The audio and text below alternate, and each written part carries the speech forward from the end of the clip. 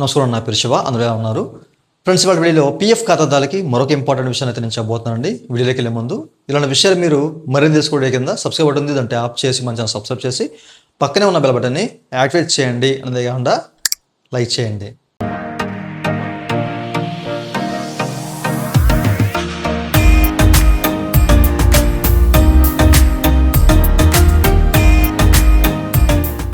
ఇక టాపిక్లోకి వెళ్ళే ముందు పీఎఫ్ సంబంధించినటువంటి క్వైరీ సర్వీస్ కావాలంటే పెయిడ్ సర్వీస్ ఉంది, మమ్మల్ని అయితే కనెక్ట్ అవ్వచ్చు. మా వాట్సాప్ నెంబరు ఈ వీడియో కింద మీకు డిస్క్రిప్షన్లో కానివ్వండి, లేకపోతే ఈ స్క్రీన్ మీద కనిపిస్తుంది. సో ఈ వాట్సాప్ నెంబర్కి అయితే మీరైతే కనెక్ట్ అవ్వండి, ఓకేనా?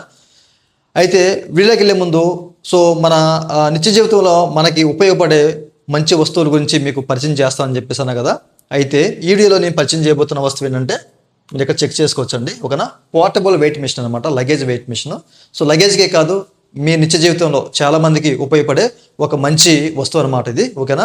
సో మీరు అంటే చాలామంది కొన్ని వస్తువులు కొంటారు. సో వాటి సంబంధించిన వెయిట్ ఆన్ ది స్పాట్ వాళ్ళు తెలుసుకోవాలని చెప్పేసి అనుకుంటారు. అవతల వాళ్ళు వేసే వెయింగ్ మిషన్లో అది కరెక్ట్గా ఉందా లేదా అనేది మనకి డౌట్ ఉండదు కదా. సో ఆ డౌట్ మనం క్లారిఫై చేసుకోవచ్చండి ఈ పోర్టబుల్ వెయిట్ మిషన్ ద్వారా, ఓకేనా? ఈ యొక్క లగేజ్ మిషన్ ద్వారా సో మీరు చెక్ చేసుకోవచ్చు, ఓకేనా? సో దీని ద్వారా మనం చక్కగా ఏ వస్తువైనా అప్ టు 50 kgs వరకు, ఓకేనా? 50 kg వెయిట్ కూడా మనమైతే దీన్ని ఇక్కడ తూచి సో దానికి సంబంధించిన వెయిట్ ఎంత ఉన్నది అనేది సో అక్యురేట్గా తెలుసుకోవచ్చు అనమాట. ఈ విషయాన్ని గమనించాలి. ఇది మీకు చాలా బాగా ఉపయోగపడుతుంది నిత్య జీవితంలో, ఓకే? సో దీని ప్రైస్ కూడా ఎంత ఉన్నది అనేది మీరు చెక్ చేసుకోవచ్చు. దీనికి సంబంధించిన లింక్ అండ్ దీనికి సంబంధించిన ప్రోడక్ట్ సంబంధించిన లింక్ మీకు ఈ స్క్రీన్ మీద కనిపిస్తుంది, లేదా మీకు డిస్క్రిప్షన్ ఉంటుంది, ఒకసారి చెక్ చేసుకోండి, ఓకే? అయితే ఈ వీడియోలో వచ్చేసరికి చాలామంది పిఎఫ్ ఖాతాదారులకి ఒక ఇష్యూ జనరేట్ అవుతూ వస్తుందన్నమాట.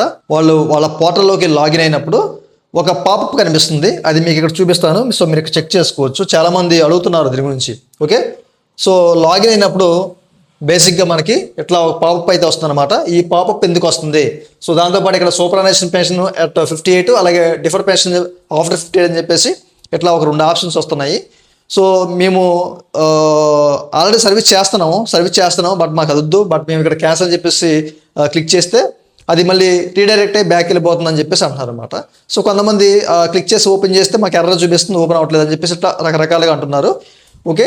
సో ఈ ప్రాబ్లం ఎందుకు వస్తుందంటే కనుక ఈ వ్యక్తి ఎవరైతే ఖాతాదారుడు ఉన్నాడో ఆ ఖాతాదారుని యొక్క వయసు అనేది 57.5 సంవత్సరాలు నిండిందంటే సో తప్పనిసరిగా మనకి ఇట్లాంటి ఒక ఇష్యూ అనేది జనరేట్ అవుతూ వస్తుంది అనమాట. సో ఈ విషయాన్ని గమనించాలి. ఎందుకంటే అతను పెన్షన్ తీసుకునే సర్వీస్లోకి వెళ్ళిపోతుంది అంటే 58 సంవత్సరాలు వచ్చేసినట్లే. సో అతను పెన్షన్కి అప్లై చేసుకోవాలి. సో మనకి ఎప్పుడు కూడా సర్వీస్లో ఉంటుండగా మన వయసు కనుక 58 సంవత్సరాలు వస్తే కనుక ఈపీఎస్ సర్వీస్ అనేది ఆగిపోతుంది. సో దానికి మస్ట్ అండ్ షుడ్గా ఏంటంటే హెచ్ఆర్ వాళ్ళు, కంపెనీ వాళ్ళు ఎగ్జిట్ డేట్ ఇనిషియేట్ చేయాలన్నమాట, ఓకే? అక్కడ ఈపీఎఫ్ సర్వీస్ రన్ అవుతుంది, బట్ ఈపీఎస్ సర్వీస్ అనేది 58 సంవత్సరాల తర్వాత ముగిసిపోతుంది కాబట్టి వాళ్ళు అక్కడ క్లోజ్ చేయాలి, పెన్షన్ అమౌంట్ వేయకూడదు లెక్క ప్రకారం అయితే. సో ఇట్లాంటి సినారియోలు ఏంటంటే ఒకవేళ ఎగ్జిట్ డేట్ అనేది ఇనిషియేట్ అయిపోయిందంటే కనుక తప్పనిసరిగా ఇట్లాంటి ఇష్యూ వస్తుంది, ఓకేనా? అంటే వీటిలో ఏదో ఒక ఆప్షన్ సెలెక్ట్ చేసుకోమంటారు అనమాట. సో ఫస్ట్ ఆప్షన్ సెలెక్ట్ చేసుకుంటే సూపర్ పెన్షన్. సో మీరు వెంటనే ఫామ్ 90కి అప్లై చేసుకోవచ్చు. అంటే ఇక్కడి నుంచి అయితే అవ్వదు, బట్ ఏంటంటే ముందుకు వెళ్తుంది అనమాట. జస్ట్ ఏంటంటే మనకి డాష్ బోర్డ్ ఓపెన్ అవుతుంది అనమాట.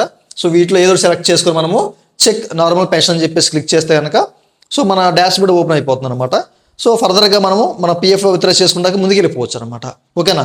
సో లేకపోతే రీడైరెక్ట్ అయ్యి బ్యాక్ వెళ్ళిపోతుంది, సైన్ అవుట్ అయిపోతుంది అనమాట. ఈ విషయాన్ని గమనించాలి.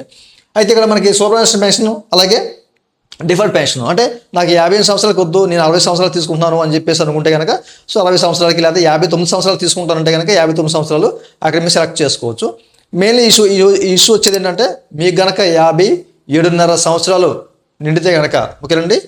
సో అప్పుడు మాత్రమే మీకు ఇష్యూ వస్తుంది. సో మీరు చెక్ చేసుకోవచ్చు. ఈ వ్యక్తి యొక్క డేట్ ఆఫ్ బర్త్ అనేది 1968 ఉందన్నమాట, ఓకేనా? 4 నెల 1968. సో ఇక్కడ ఇతను 57.5 సంవత్సరాలు నిండిపోయాయి కాబట్టి ఇట్లాంటి ఇష్యూ అనేది ఇతనికి జనరేట్ అవుతూ వస్తుంది. ఇతను ఏదో ఒక ఆప్షన్ సెలెక్ట్ చేసుకొని ముందుకెళ్తే కానీ ఇతనికి సంబంధించిన డాష్ బోర్డ్ ఓపెన్ అవుతుంది అనమాట, ఓకేనా? ఫర్దర్గా యాక్సెస్ చేయడానికి అవకాశం అయితే ఉంటుంది. ఈ విషయాన్ని గమనించాలి, ఓకే?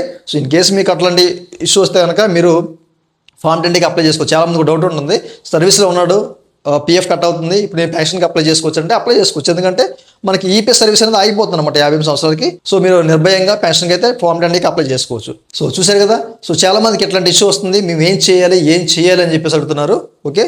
సో మీకు క్లియర్గా అర్థమైంది అనుకుంటున్నాను. మీకు ఏదైనా డౌట్స్ ఉంటే కనుక వీడియో కింద కామెంట్ సెక్షన్లో కామెంట్ చేయండి.